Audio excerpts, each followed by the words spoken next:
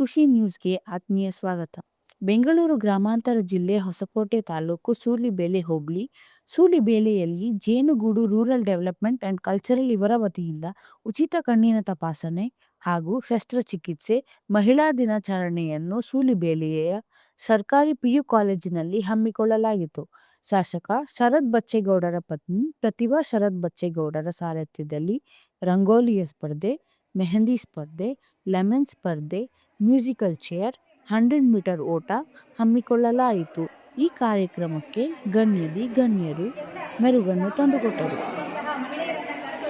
ರಂಗೋಲಿ ಸ್ಪರ್ಧೆಯನ್ನ, ಮೆಹಂದಿ ಸ್ಪರ್ಧೆಯನ್ನ, ಓಟದ ಸ್ಪರ್ಧೆಯನ್ನ, lemon and spoon ಸ್ಪರ್ಧೆಯನ್ನ ಏರ್ಪಡಿಸಿ ಅವರೆಲ್ಲರನ್ನೂ ಕೂಡ ಬಹುಮಾನ ನೀಡುವುದರ ಮುಖೇನ ಉತ್ತೇಜಿಸಿದ್ದಾರೆ. ಇದಕ್ಕೆ ಕಾರಣಕರ್ತರಾಗಿರುವಂತಹ ಸರ್ವರನ್ನು ಕೂಡ ಈ ಸಂದರ್ಭದಲ್ಲಿ ನಾನು ಅಭಿನಂದಿಸಲು ಇಚ್ಛಿಸುತ್ತೇನೆ.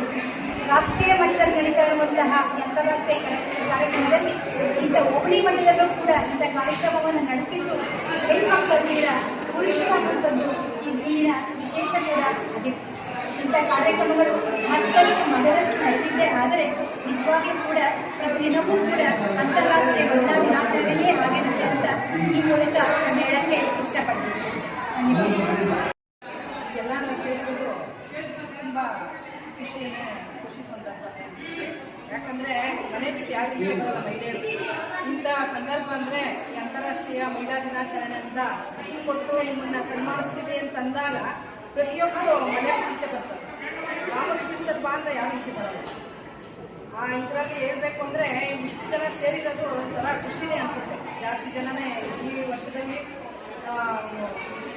ಕ್ರಿಸ್ತರು ಮಾಡಿರೋ ಈ ಮಹಿಳಾ ದಿನಾಚರಣೆ ಅಂತ ಎಲ್ಲರೂ ನಿಜವಾಗ್ಲೂ ಯಾರೂ ನಮಗೆ ಪರಿಚಯ ಇರಲ್ಲ. ಈ ಟೈಮಲ್ಲಿ ಎಲ್ಲರೂ ಪರಿಚಯ ಆಗ್ತಾರೆ. ಎಲ್ಲರೂ ಒಗ್ಗೂಡಿ ದೇಶವನ್ನು ಮುಂದುವರಿಸಿಕೊಂಡು ಹೋಗೋದೇ ನಮ್ಮ ಉದ್ದೇಶ ಅನ್ನೋದು ಮಾತೇಳಿ